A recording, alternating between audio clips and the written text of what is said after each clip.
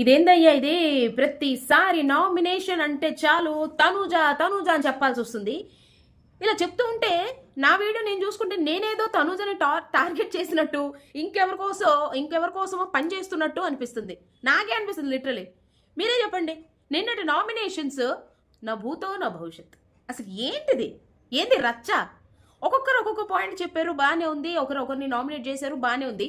Nomination zone అంటే ఏంటి? Tanuja, miss Tanuja, missus నాకు కరెక్ట్గా తెలియదు, మిస్ అని అనుకుంటున్నాను.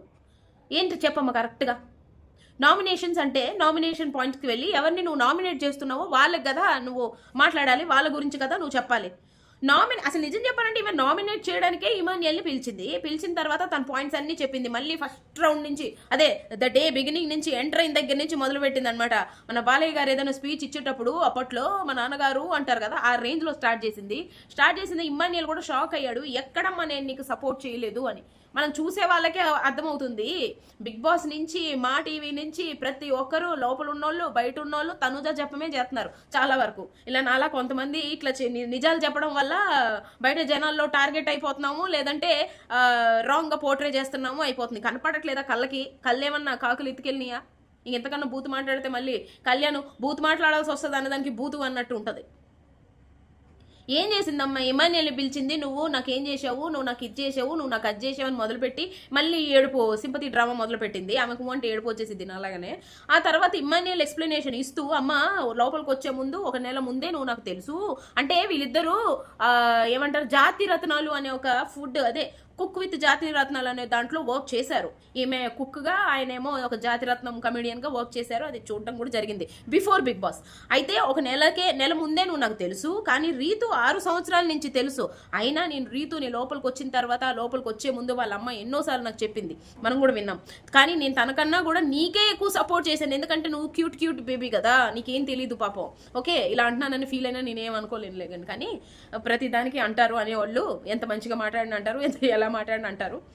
సో ఈమె కూడా లోపలికి వస్తున్నా, నాకు భయం వేస్తుంది అంటే, నేను ఉన్నాను కదా అని అంటే, నీ ధైర్యంతో నేను వచ్చాను అన్న తనూజ ఈరోజు ఆయననే నామినేట్ చేసి అంత ధైర్యవంతురాలు అయిపోయింది. అంటే పిల్లి కాస్త పులి అయిపోయిందంట. అంటే ఇంతకుముందు ఆమెకి మాటలు కూడా రావు పాపం, అసలు ఏమీ తెలీదు.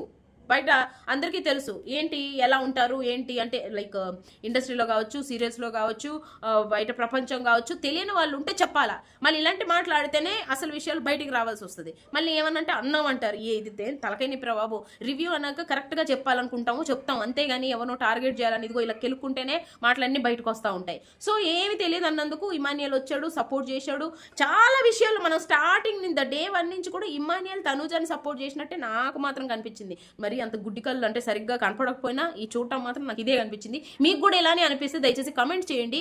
తర్వాత ఏమో ప్రతిసారి నాగార్జున గారు అడిగినప్పుడు నాకు ఎవరు సపోర్ట్ లేదు, నిజం చెప్పాలో నాకు ఎవరు సపోర్ట్ లేదు ఈ హౌస్లో. ఏంది మాట? సపోర్ట్ కోసం వచ్చావా నువ్వు? నీ గేమ్ కోసం వచ్చావా? దివ్య పిచ్చిమాలోకి ఉంది, తను ఆడకుండా, తన ఆట తను ఆడకుండా, నిజం తను ఆడుంటే నేను టాప్ 3లో ఉండేదేమో అనిపించింది నాకు. అమ్మాయి, ఈ అమ్మాయి భరణి గారు పట్టించుకొని, ఫ్యామిలీ మెంబర్స్ పట్టించుకొని వాళ్ళ మధ్యలోకి వెళ్ళి, అంటే సీరియల్ అంటే పట్టించుకుంటారు జనాలు, నాకు అర్థమైంది నిజం చూసిన తర్వాత. ఎందుకంటే దివ్య అవుట్ ఆఫ్ ద బాక్స్ కదా, అందుకే తను కనపడలా. సీరియల్ వాళ్ళు కాబట్టి కనపడ్డారు. మరి ఇంతకన్నా పచ్చిగా నేను ఇంకేం చెప్పలేను. ఆ పిల్ల ఎంత కన్సర్న్ చూపిస్తే, ఎంత కేరింగ్ చూపిస్తే ఆ పిల్లనేమో పక్కకి నెట్టేశారు, పట్టించుకోలేదు. జనాలు కూడా తన్ని ఒక రాంగ్ పర్సన్గా అంటే పోర్ట్రే చేసేసారు. ఇప్పుడు ఆమె బయటకు వెళ్ళినంత మాత్రం తనకేమి పోయిందేం లేదో, హ్యాపీగా చదువుకునిద్ది, తను వెరీ స్ట్రాంగ్, ఆ విషయం మనకు తెలుసు. బట్ ఇక్కడ ఏం జరుగుతుంది ఇప్పుడు అర్థమవుతుంది. భరణి గారికి ఒక కుడి భుజం పోయిన ఫీలింగ్ వస్తుంది కదా. కానీ నాకు నిన్న నామినేషన్స్ చేసిన తర్వాత ఇమాన్యుయల్ ఎక్స్ప్లెనేషన్ ఇచ్చిన తర్వాత, ఓకే నా నామినేషన్ అయితే ఇది కాదు అని చెప్పి డెమోన్ పవన్కి నామినేట్ చేసింది. డెమోన్ పవన్ ఫ్యూజులు ఎగిరిపోయినాయి. అన్నాడు, నువ్వేమన్నా జోక్ చేస్తున్నావు అంటే, అరే ఆ మాట కాకుండా ఇంకొక మాట అనరా బాబు, నీకేమన్నా నాటకాలు ఆడుతున్నావా అన్న మాట కరెక్ట్. అక్కడ నిజం చెప్తున్నాండి, నాటకాలు చేస్తున్నావా? ఏమనుకుంటున్నావు నామినేషన్ అంటే? అక్కడ ఎక్స్ప్లెనేషన్ ఇవ్వడానిక ఈ ప్లేస్? నామినేషన్ ప్లేస్ కదా ఇది, నామినేషన్ జోన్ కదా. ఇక్కడికి వచ్చి నాటకాలు ఆడుతున్నావా నువ్వు అనాల్సిన మాట అది. జోక్ చేస్తున్నావా అని కూల్గా అంటే, నవ్వు జోక్ చేశాను కదా నవ్వు అంటుంది. అంత ఎటకారమా తనుజ నీకు నామినేషన్స్ అంటే? ఏమనుకుంటున్నావు?